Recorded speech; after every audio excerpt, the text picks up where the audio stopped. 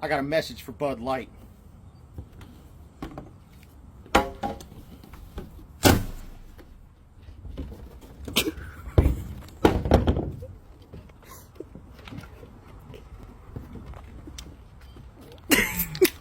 Hope that's clear. Man, I've been waiting on one of these, bro. Let's have a night tonight. Dude, try this one. Why? Just do it. All right. I mean, it's good, but what the f***? No, what you put in that? No, stop. What the hell? What the f***?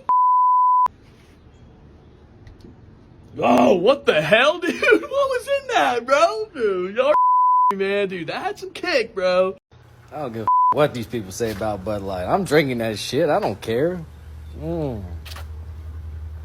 Shit is so good. I've been drinking it for years. What the Oh. We're gonna try this one more time. Oh, damn it. All right, guys, so we got to talk about the Bud Light controversy once again because there's some more information coming out about why this partnership between Dylan Mulvaney happened, okay? The partnership between Dylan Mulvaney that the whole country is talking about because Bud Light, which has been a brand that has appealed to a more conservative audience over the years, okay? Now, they've been going woke just like every other company in America. But this Dylan Mulvaney thing was a line crosser, right? People upset and they're pissed, okay? They sparked all type of controversy and backlash, including some unique TikTok challenges that are supposed to show protest against Bud Light. I showed one at the beginning of this video in which you have people who drink Bud Light who turn into feminine men, okay, or just flat out turn into transgender people, okay. That is what they're doing. That's a TikTok thing now.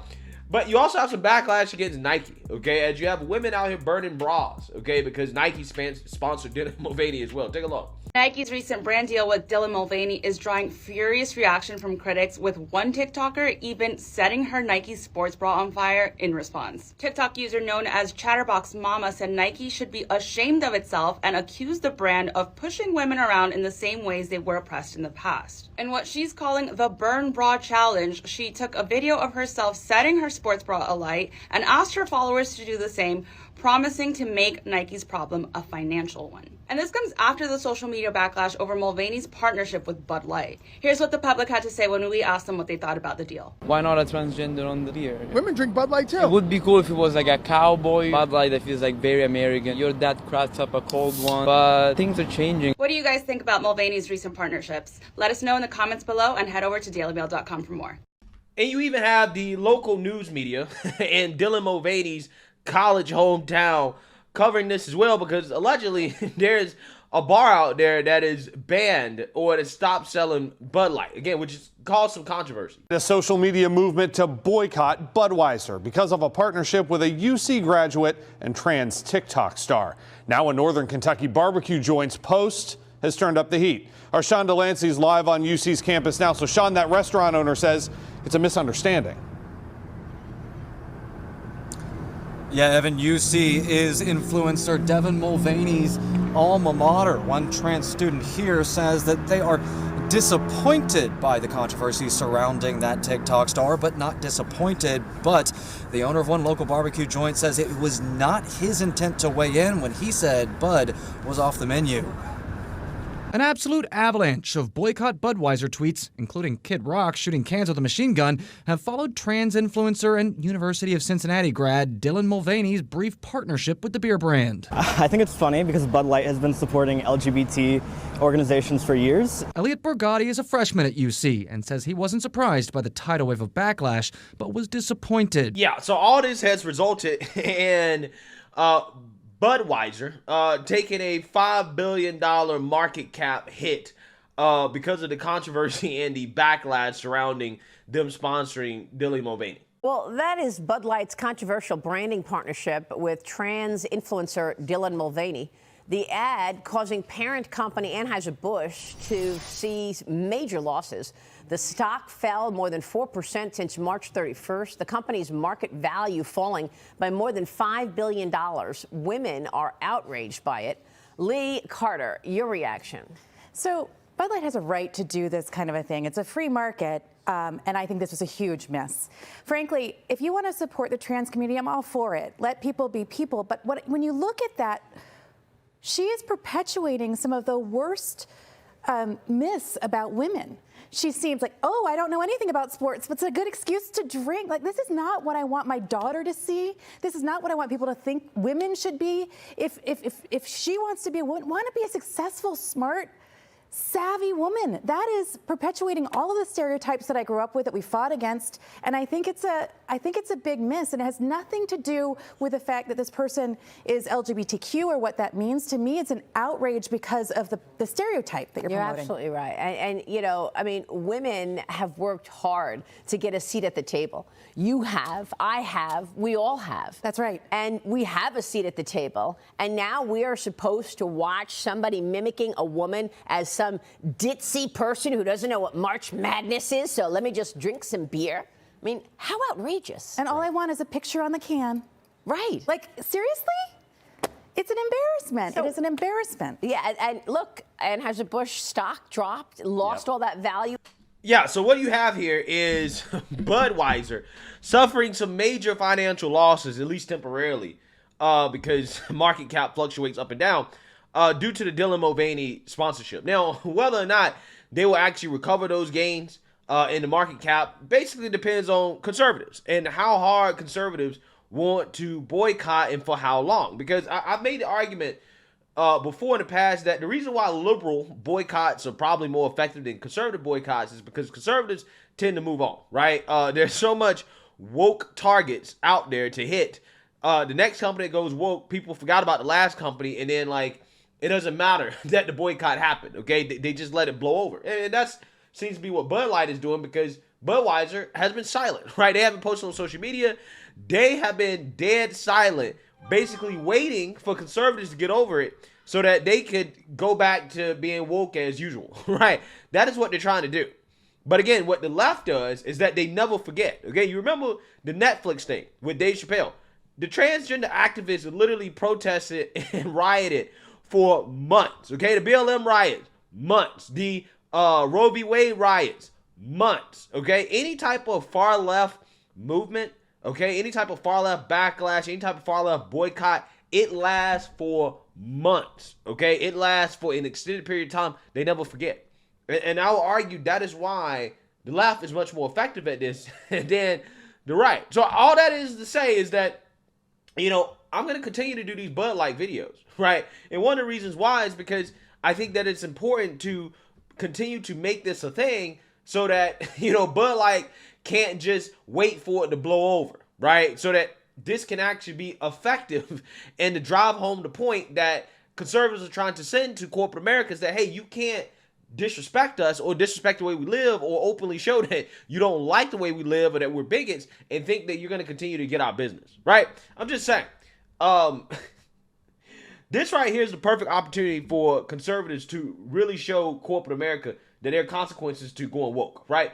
And the Bud Light executives apparently at this company were not aware, right? They were not aware that this partnership was actually being given to Dylan Mulvaney, as there's more information coming out about how this happened. So without further ado, let's get into it. Senior executives at Bud Light parent company Anheuser-Busch were reportedly not informed about the company's partnership with transgender influencer Dylan Mulvaney, with one source claiming the move was, quote, a mistake. Earlier this month, Mulvaney revealed a partnership with Bud Light, sharing an image of a personalized beer can depicting Mulvaney's face. In the days that followed, a spokesperson for the company confirmed the partnership, stating Mulvaney was just one of hundreds of influencers the company worked with in order to authentically connect with customers. Quote, from time to time, we produce unique commemorative cans for fans and for brand influencers like Dylan Mulvaney. This commemorative can was a gift to celebrate a personal milestone and is not for sale to the general public, the spokesperson continued. Yeah, so here's the problem with this. The problem is that, one, I don't buy into this idea that the executives didn't know, right? The executives had to know that giving a sponsorship to a person that clearly is not in line when it comes to a values perspective with their core audience, their core base, they had to know, right? But I think they basically calculated that, you know what, we'll do it, but hopefully the backlash won't be too much, right? It won't be too much. It'll blow over. Unfortunately, that's not what's happening here, okay? It's bigger than they could actually imagine, right? I mean, again, we've seen backlash against some of the other companies that Dylan Mulvaney has been sponsored by. Like, for example, Ulta, I believe, okay? There was a conservative backlash against that. That blew over, right, in a few days. The backlash against Hershey, that blew over in a few days, right? So I think Bud Light made a calculated decision here. They took a calculated risk and said, we're going to give this sponsorship to this person because they have tens of millions of followers, because we're trying to reach young folks, right? And apparently the way to appeal to young people is to be pro-LGBTQ. And they just didn't expect for it to be this bad, right? I think that's what actually happened. An unnamed source for the company has revealed, however, that, quote, no one at the senior level of the company approved the partnership with Mulvaney, which has seen the company lose roughly $6 billion since the announcement, according to a report by the Daily Wire. Citing two unnamed sources close to the situation, the Wire reported that the decision to sign with Mulvaney was made by a low-level employee. Quote, some low-level marketing staffer who helped manages the hundreds of influence and engagements they do must have thought it was no big deal. Obviously it was, and it is a shame because they have a well-earned reputation for just being America's beer, not a political company. It was a mistake, one unnamed source told the Daily Wire. Yeah, I don't believe that. I don't believe it was a mistake, right? I believe it was a calculated decision. Okay, it just backfired on them. So now they're trying to blame some low-level employee, right, saying that he went rogue and this is why it happened. And let me tell you why I think this is the case. It's because Bud Light has been going woke before. I mean, they've been doing LGBTQ cans, rainbow cans. They've been woke, right? They've been woke. So again, was that the decision of a low-level marketing employee as well too? Or was that a decision that was made by senior executives? Because that definitely was made by senior executives, right? If that decision is not made by senior executives, then how in the world do you end up sponsoring Dylan Mulvaney? The only way Dylan Mulvaney gets a sponsorship is if the senior executives said, hey, you know what, we're going woke, right? We want to be pro-LGBTQ. And basically, the employees were given a green light to basically give a sponsorship to LGBTQ influencers, Dylan Mulvaney being one of them. So even if the decision to sponsor Dylan Mulvaney in of itself was made by a low-level marketer, the whole concept of marketing LGBTQ definitely was made at the senior level, right? I'm just saying, this is just basically trying to deflect blame here and trying to pretend like, oh, we didn't know about it, right? It was some rogue woke employee. When that's just not the case. You aren't handing out sponsorships to people to reflect your company without actually really thoroughly evaluating who you're having represent your company. And if you're not thoroughly evaluating who you're having represent your company, then you're probably not running your company well, right? You're not going out of your way to protect your brand like you should be, which means that Bud Light deserves all the backlash in the world for simply not doing something as basic as protecting their brand.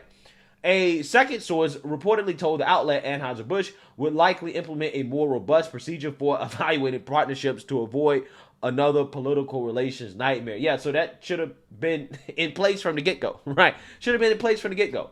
These claims support claims that conservative activist Rogan O'Hanley, better known by his Twitter handle DC Drano, tweeted on April 6, alleging that an Anheuser-Busch insider revealed to him that senior executives were angry at the partnership. Yeah, well, let's see if a low-level employee actually gets fired, right? Let's see if he gets fired. Which, again, would be interesting because, to me, if this was a decision that was made by a rogue, low-level employee, then he probably should be fired, right? He probably should be fired. But I don't think that was the case. Open Secrets reveals that employees at Anheuser-Busch are overwhelmingly conservative, donating more to Republican candidates than to Democrats. The company itself donates to both Republican and Democrat candidates, but in 2022, the company's donations favored Republicans, the outlet stated. As backlash to the Mulvaney partnership went viral, video surfaced of Alyssa Hyenshield, Bud Light's vice president of marketing, trashing the brand as fratty and out of touch. Meanwhile, there are pictures that have leaked to the internet of this same Bud Light executive being fratty and out of touch, right? Apparently, this is her, okay? Again, being fratty, right? Being fratty in college or high school, okay? Blowing up condoms. Wow, incredible stuff. Drinking Rolling Rock, right? Drinking Rolling Rock, which used to be my favorite beer back in the day. But yeah, I mean, again, it's just hilarious. It's just hilarious. This person said that Bud Light is fratty and out of touch, while at the same time as a college student was living a very fratty and out of touch life. Again, absolutely amazing stuff. You can't make this stuff up, bro. You can't make this stuff up. So while Bud Light is quiet, okay, their woke executive was seen walking outside of her New York City multi-million-dollar apartment in Central Park. As you can see her here. Apparently she was approached by the Daily Mail for questions. She actually has 2 security guards with her, right? You know, so again, she's very much protected, which is it's crazy because, I mean, she's like a VP of marketing or something like that. And she got a $7.5 million home. You know, either Bud Light is paying her very well, right? With, you know, stock options or whatever. Or maybe she has a rich husband. Who knows, right? You can't make this stuff up. So, yeah, I mean, look. Bud Light / Budweiser, it's going to be hard for them to kind of explain themselves out of this, right? I think that either way it's going to be bad, because if they decide to retract what they did, they come out and they apologize and say, we didn't mean it, you know, we're not going to do this again, then they're going to get backlash from the mob, right? They're going to be called transphobic. But if they double down on this, then they're going to be alienating their core audience, right, which are conservatives. In my opinion, again, I would not want to be Bud Light. I would not want to be an executive in that room at Bud Light, because I don't think that there's actually a good way to move forward past this, right? I really think they're stuck between a rock and a hard place, and ultimately, they're not gonna win this, right? They're not gonna win this. They're gonna lose no matter what, which is why you probably shouldn't go woke in the first place, right? If you don't go woke in the first place, if you don't get political in the first place, then this doesn't happen. But hey, you know, this is a lesson that these woke companies got to learn the hard way, right? And I hope that Bud Light is made an example out of, so that other companies can see that, hey, going woke is not necessarily going to be good for the bottom line. But let me know what you guys think. Make sure you like, comment, and subscribe. Most importantly, share a Black conservative perspective. Peace.